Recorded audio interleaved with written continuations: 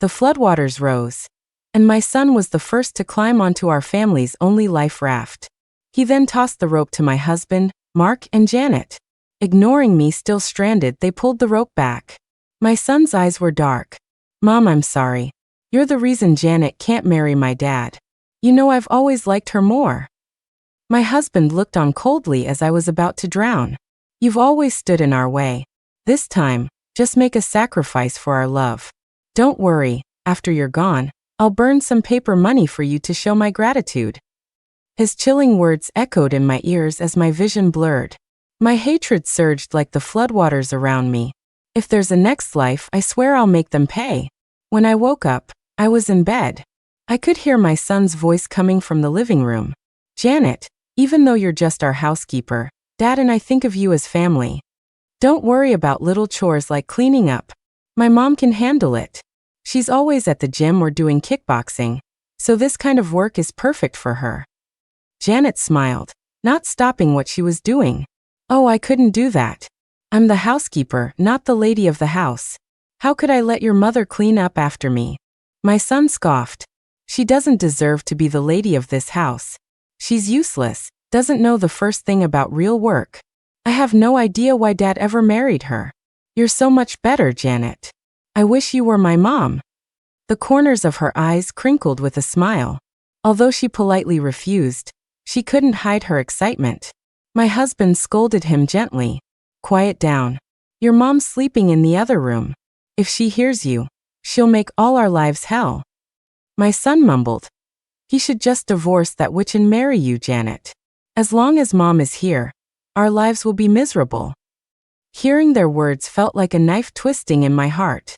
I remembered not long ago, when I was trying to help Caleb through the final stretch of his senior year, I signed him up for prep classes and bought him study guides.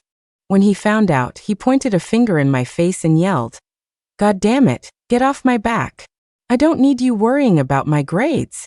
You're just a useless housewife who doesn't earn a dime. What gives you the right to tell me what to do? You want me to tell Dad to divorce you?" He tore up the materials I bought for him right in front of me. Then he threw the handful of shredded paper in my face. A sharp edge cut my forehead. I grabbed a broom to teach him a lesson, but just then my husband, Mark, walked in. He snatched the broom from my hands and yelled at me, "What's the big deal?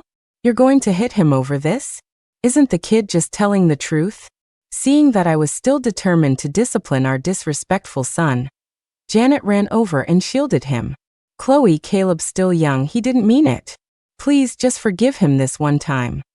When my son looked at her, his eyes shone with gratitude. See, Janet is the best. Not like some people, who can't do anything themselves so they just try to force their kids to succeed, as if they have any room to talk. I was so furious I could barely breathe. I slapped him hard across the face twice. "Is that how you talk to your mother?" It was the first time I had ever been that angry with him. Instantly, his eyes filled with tears, and his look turned to pure hatred. Janet comforted him, and I could just make out the hint of a smirk on her face. My husband sided with him, dragging our son out of the house without a shred of respect for me. When they came home drunk later, I found out they had gone out for barbecue and beers. Perhaps that was the moment my son's heart filled with hatred for me. This time, I opened the bedroom door. Caleb, who had been chattering away, instantly shut his mouth. 3 pairs of eyes shot toward me. I finished my homework before I started watching TV. You know how much work they give us. I'm exhausted. I'm not doing the extra assignments you gave me. You don't have to, I replied calmly. From now on, I'm done with your schoolwork. For him, I had quit a high-paying job to be a stay-at-home mom, to raise him and give him every opportunity. I never expected him to be a genius. I just hoped he'd learn some basic decency and common sense. But things didn't turn out the way I'd hoped. On the rare occasions he did well on a test, he'd brag to his classmates and teachers that it was because of his father's superior genes and Janet's care and guidance. But when he got into fights at school, he'd say it was something his mother taught him. Over a decade of devotion, and this is the ungrateful little monster I raised. Janet was still trying to smooth things over.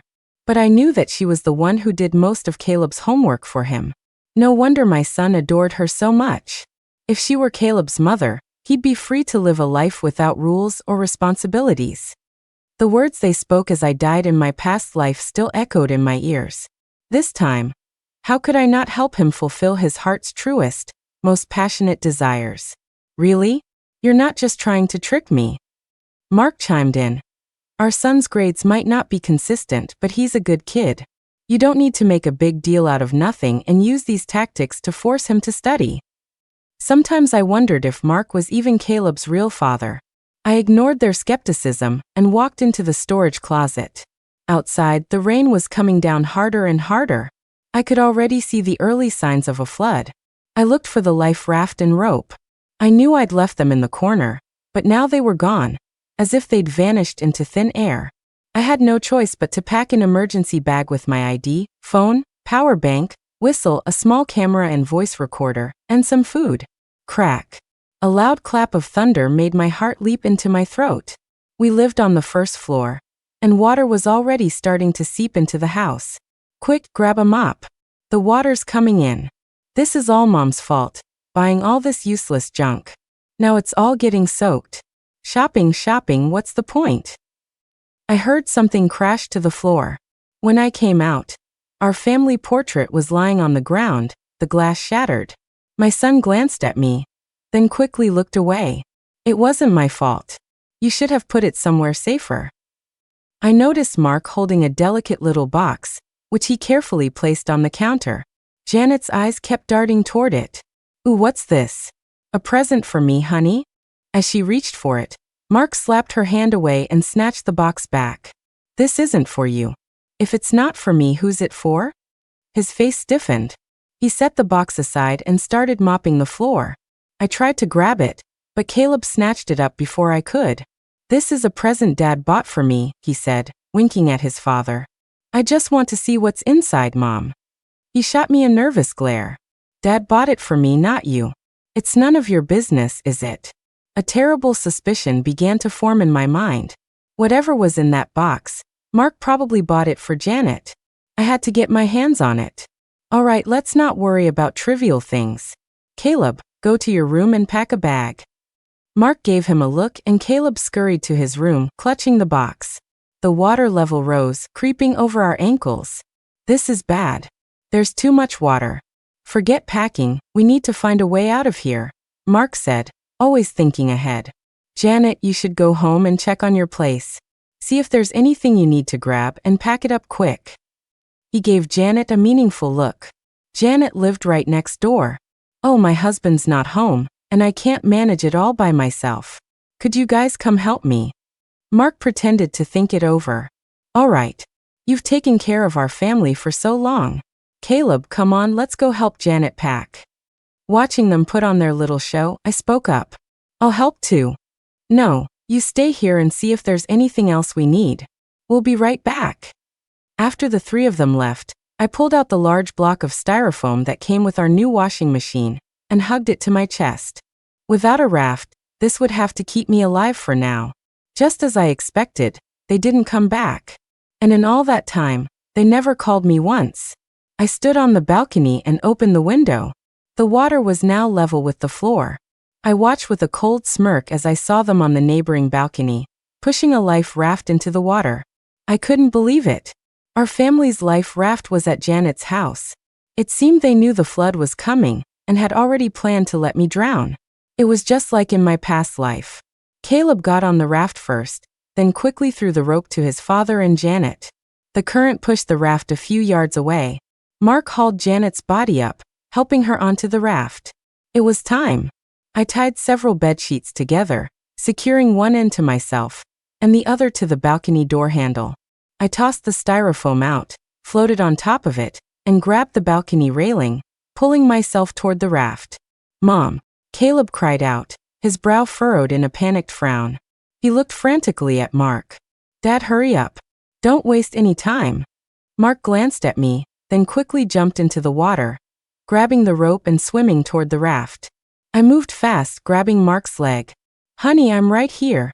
The frantic kicking of his leg and the shoe slamming against my body told me everything I needed to know. He was desperate to get rid of this dead weight. But I held on tight, my eyes fierce. Either we get on the raft together, or we go down together.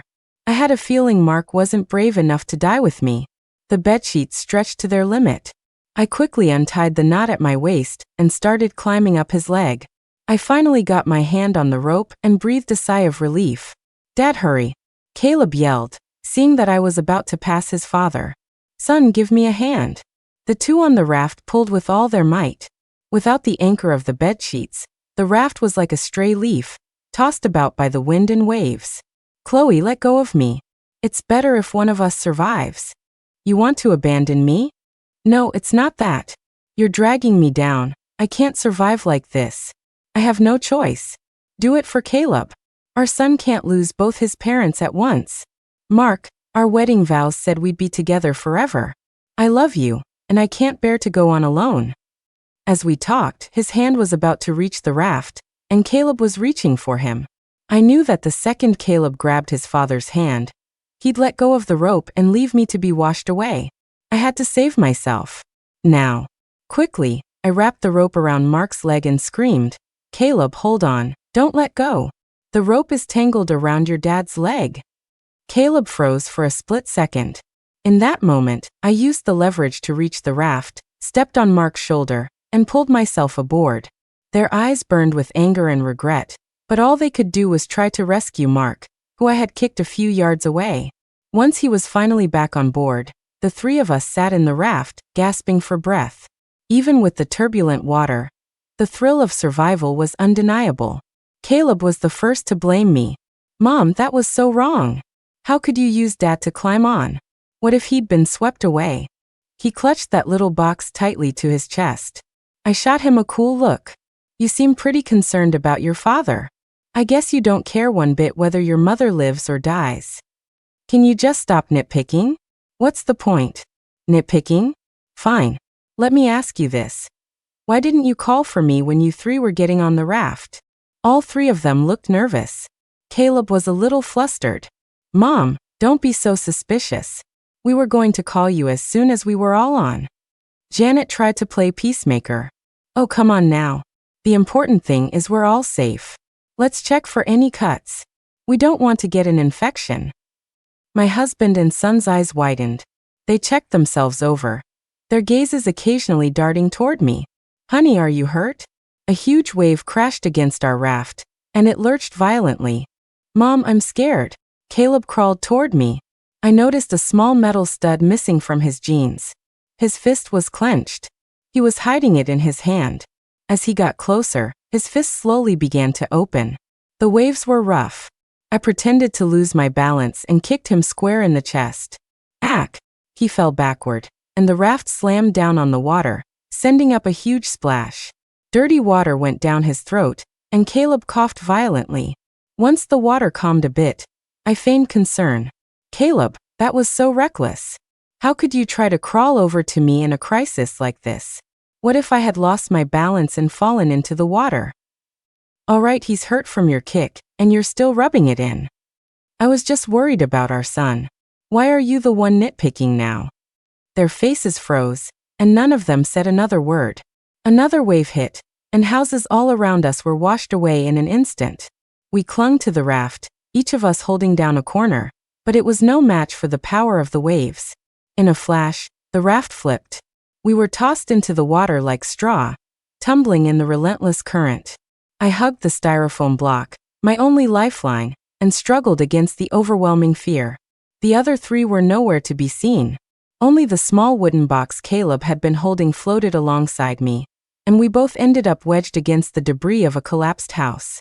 Time ticked by. Just as I was about to pass out from exhaustion, I heard the calls of a rescue team. I excitedly pulled out my whistle and blew as hard as I could. The boat approached, and I climbed aboard, clutching the small box. I couldn't fight off the exhaustion any longer and passed out. When I woke up, I was in a building on higher ground, along with dozens of other rescued survivors. "She's fine, just exhausted and shaken up. She just needs to rest." After a quick checkup, the doctor left. A staff member confirmed my information and went on their way. I wondered what happened to the other three. Were they like me in my previous life, drowning in the endless flood, dying in despair? Hate festered and grew inside me. My fists clenched and unclenched. Because just then, 3 more people were brought into the shelter. They were covered in cuts and bruises, looking utterly exhausted and weathered. The 3 of them didn't see me. They quickly walked past my doorway and into another room. I stared at their 3 familiar faces and felt that fate was truly unfair. In my last life, they conspired to kill me. Why did they get to be safe and sound this time? My anger almost overwhelmed me, but a man's voice next to me snapped me out of it. Have you seen Janet? No. I don't know how my wife is doing. I just hope she's okay. His expression was one of grief, and I felt a pang of pity for him. He still had no idea what kind of person his wife really was. I prepared my camera and recorder, got up, and walked toward their room. For now, it was just the 3 of them inside. I crouched by the door, listening to their unguarded conversation. Dad, the box is gone. What are we going to do? It had. As long as we're alive, that's all that matters. As for what was inside, well, if it's gone, it's gone. But if someone else finds it, our family's life savings will be gone. How are you going to marry Janet then? Silly boy, do you think Janet is that materialistic? I truly love your father and want to marry him. The 3 of them sounded cheerful, not at all like people who had just been through a near-death experience. I wonder if Chloe is dead, Janet said. It's better if Mom's dead. Then Janet can marry Dad, and I won't have to live with that awful woman anymore. I asked the rescue workers, and they said they hadn't seen her. In a flood that big, we would have died if we hadn't found a few planks of wood to float on. Even though she works out and knows some self-defense, her chances of surviving a natural disaster aren't high. Caleb sighed. I was planning to pretend the rope slipped from my hands after Dad got on the raft. I can't believe she wrapped it around his leg and got away. You know, that's what I find strange. It was like she knew Caleb was going to let go of the rope. The room fell silent. Could she have known about us? And that we wanted to get rid of her? How is that possible? Mark's voice was tinged with panic. We were so careful. How could she have known? I remember she was holding a piece of styrofoam, almost as if she was prepared for us not to save her. And the way she was talking on the raft, all those sarcastic comments, and how she treated Caleb was completely different. I'm worried that if she did survive, she's going to start investigating our relationship. A vicious look flashed in Mark's eyes. Don't worry. Even if she was lucky enough to survive, I'll make sure she ends up a corpse. What are you planning to do? The voices stopped. I couldn't hear a single thing more. My heart felt like it was being squeezed by a giant hand. The pain was suffocating. I couldn't believe they still wouldn't let me go. If that's how it is, then they can't blame me for what comes next. I went back to my spot and glanced at the box in my bag. Whatever was inside must be important. This wasn't the right time to open it, in case someone was watching. I started to pretend to cry, which got the attention of Mrs. Wallace, the woman next to me. She was my upstairs neighbor. In my past life, she often told me that something seemed off between Mark and our housekeeper, and that I should be careful. At the time, I was too naive and didn't take it seriously. I just couldn't imagine that 2 married people would abandon their responsibilities as husband and wife to have an affair. Now I know just how much I overestimated their character. Mrs. Wallace, you were right. I shouldn't have brushed you off. Mrs. Wallace understood immediately. Being a straightforward person, she started chattering. It's because of Mark and Janet, isn't it?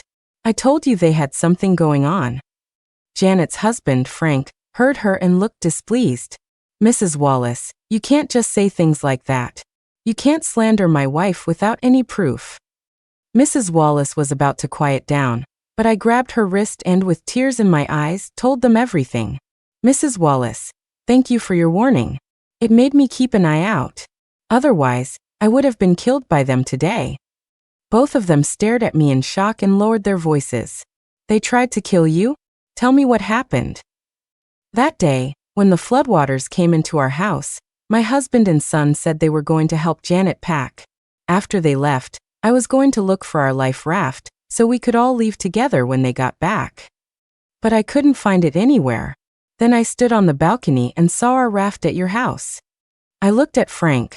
Frank's eyes widened. Was it blue? Yes. So it was yours. I was wondering where Janet suddenly got a life raft. She wouldn't tell me anything when I asked. Having earned his initial trust, I continued my story. But I never imagined they would get on the raft and just leave without me. As they were going, I even heard my son say, after Mom dies, Dad can marry Janet. Frank's face was frozen in disbelief. Impossible. My wife isn't that kind of person. Mrs. Wallace comforted me. You can know a person's face, but not their heart. I've seen your wife and Mark holding hands and getting way too close in the downstairs common area more than a few times. They were practically about to kiss. What? With Mrs. Wallace as a witness, Frank was furious. They must have planned to use the flood to kill me. Now that I've survived, if they're still alive, they'll definitely try to kill me again. Don't you worry, I'll do my best to protect you, Mrs. Wallace said. Don't be scared, Frank added. If this is true, I'll divorce her. In the meantime, if Janet comes back and tries anything, I'll let you know immediately.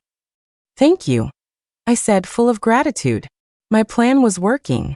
With a mole in Janet's house, my chances of surviving their plots were much higher. After the flood, I rented a small 500-square-foot apartment. Mark's company was washed out, so he was unemployed. He had a terrible temper, drinking and throwing bowls whenever he got angry. What kind of crappy life is this? All the money I worked so hard to save is gone, and there's not even a scrap of the house left.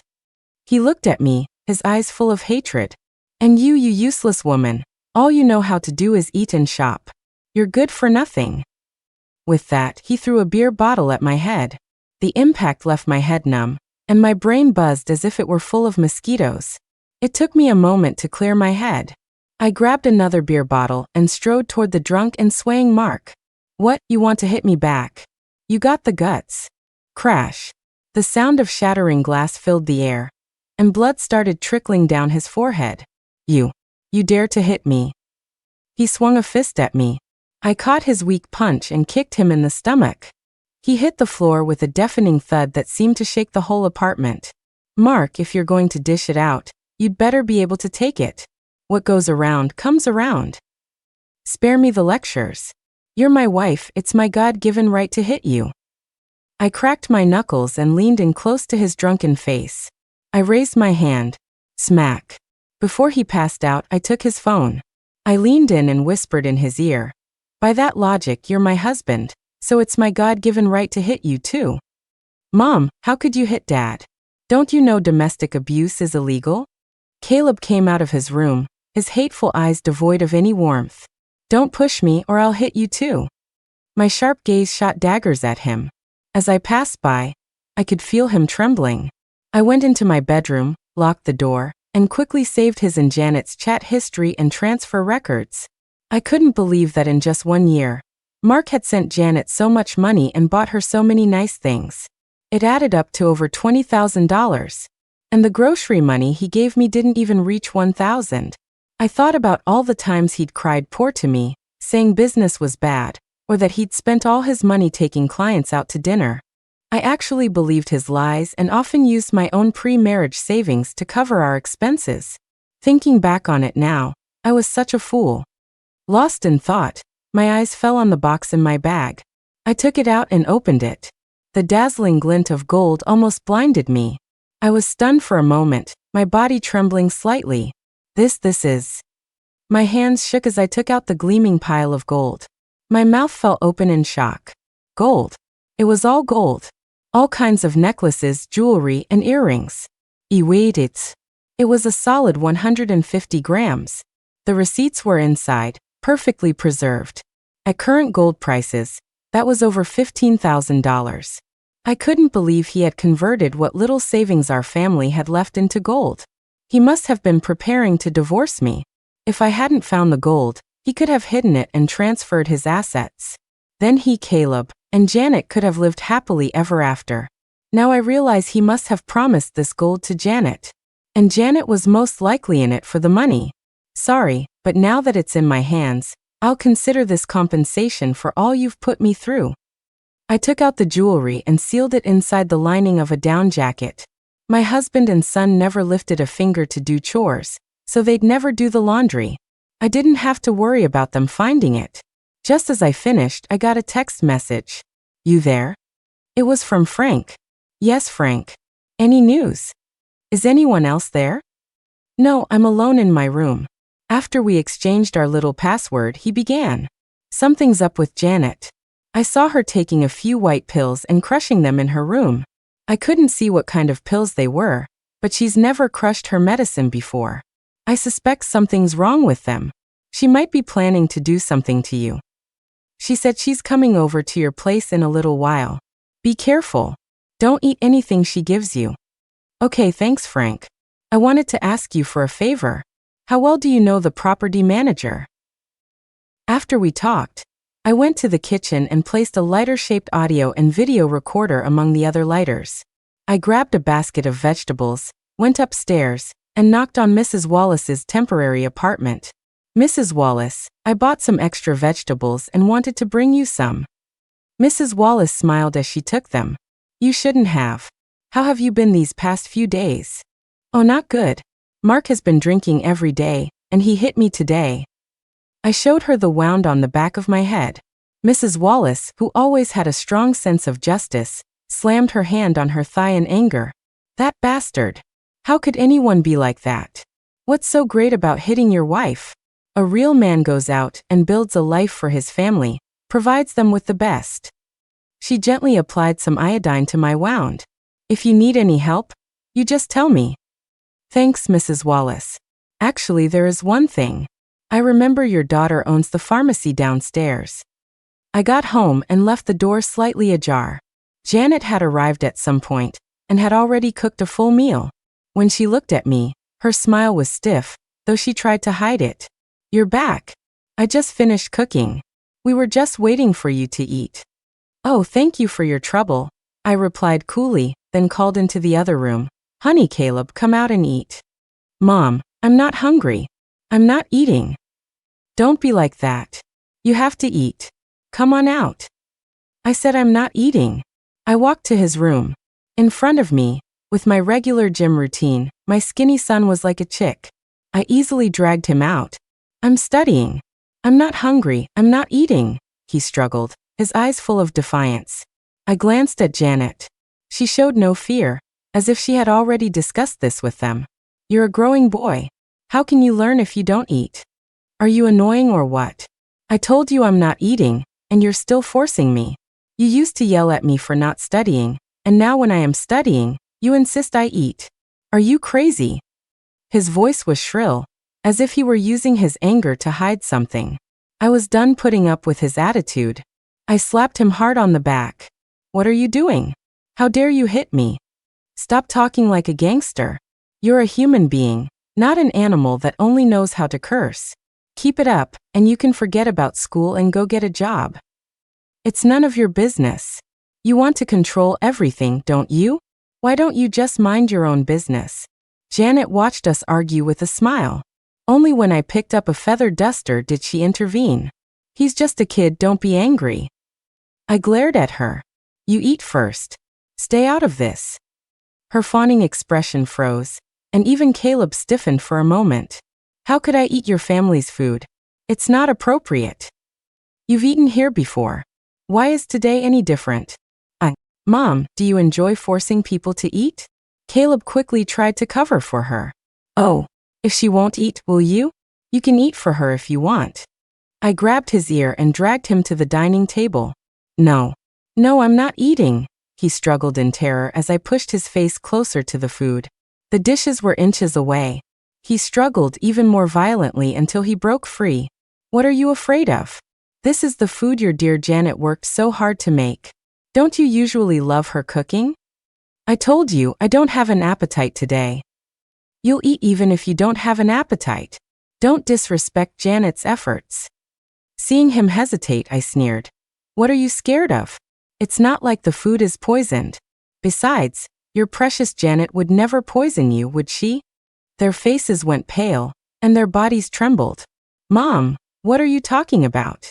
I curled one side of my lip. If you don't want to eat, fine. Then go get your father and have him eat. Oh, right, your dad's drunk. In that case, you can feed him yourself. My dad's sleeping, he can't eat. You eat it.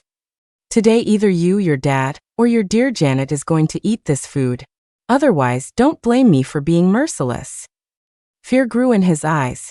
He looked at me in disbelief, terrified of me for the first time. Are you even human? I looked at their pale faces with amusement. I'm not human. What about you two? Are you? The room was dead silent. After a long stalemate, Janet finally spoke. Ms. Jiang, did you hear some rumors? Please don't believe them. Those people are just jealous of us and spreading lies. Oh, I raised an eyebrow. Lies about what? I don't understand. Why don't you tell me what you've heard? She looked terribly uncomfortable, at a loss for words.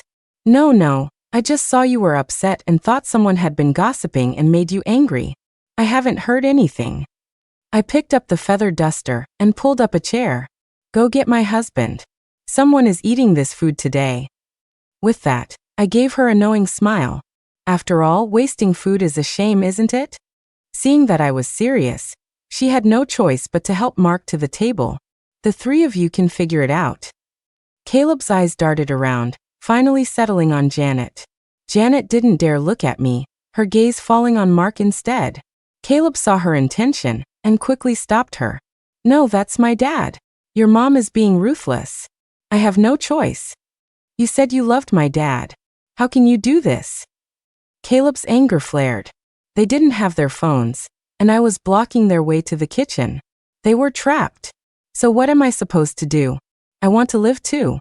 You're so righteous, so kind, why don't you eat it? A fight was about to break out. Their once friendly relationship shattered in the face of death. Me? Don't forget who you are. You're just a maid we hired. Do you think you're worthy? Ah. So that's what you've always thought of me. After all I've done for you, you're just an ungrateful little monster. I'm an ungrateful monster? What are you? A gold digger? Don't think I don't know you were after my dad's savings.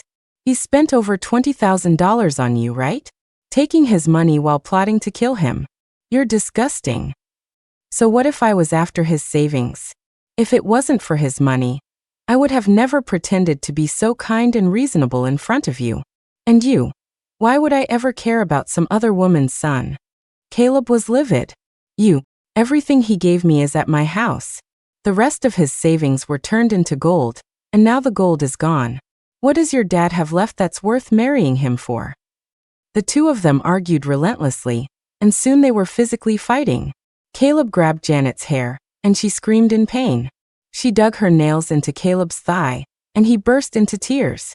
Seeing that they had nothing more to reveal, I blew the whistle in my hand.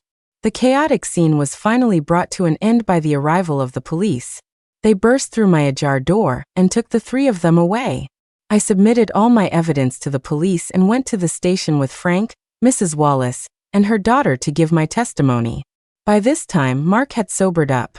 He denied all the accusations. That is, until I produced the video and audio recorder, which clearly showed their faces and recorded their voices. He was speechless. Janet was still trying to argue. I didn't poison the food. The police played the recording, which clearly showed her taking out a packet of powder and sprinkling it into the dishes. Then she told Caleb not to eat any of it. Her voice trembled. That was just cold medicine. How can you say I was trying to kill someone? What proof do you have? The lab tests confirmed that the food was laced with roach poison. Do you have anything else to say? I put cold medicine in. How would I know there was roach poison in it? Why don't you investigate the person who sold me the vegetables? Mrs. Wallace's daughter stepped forward and testified that Janet had bought roach poison from her pharmacy. The pharmacy had clearly stated that the poison was only to be used on cockroaches and was not for human consumption. Since they had fulfilled their duty to warn her, the pharmacy was not at fault. Yes, I bought roach poison, but it was to kill cockroaches. Frank came forward to testify. I saw her crushing the pills in our apartment. This is the leftover powder from the table when she left. I brought it with me. The police confirmed that it was indeed roach poison, and there was video evidence showing her leaving the house with the powder. You said it was for killing cockroaches. Why did you take it out of the house? I took it out of the house, but I was going to poison the cockroaches outside. Is that not allowed? Seeing her continue to argue, Frank produced the surveillance footage from the property management. This is from the property manager. It shows Janet going straight to Chloe's apartment after leaving ours. She didn't stop to sprinkle any roach poison. The officer was angry. Confess and you'll get leniency. Resist and you'll face the consequences. Janet panicked and under pressure confessed. The three of them were arrested for attempted murder and awaited their sentence. As they were being led away, Caleb knelt before me, crying and begging. Mom, please, I'm begging you. Write a letter of forgiveness. I'm your son, your own son. I didn't even glance at him. I don't have a son like you. From now on, our relationship as mother and son is over. Soon after, with the testimony of the police and Mrs. Wallace, I quickly divorced Mark. Frank also divorced Janet. I thanked everyone who helped me.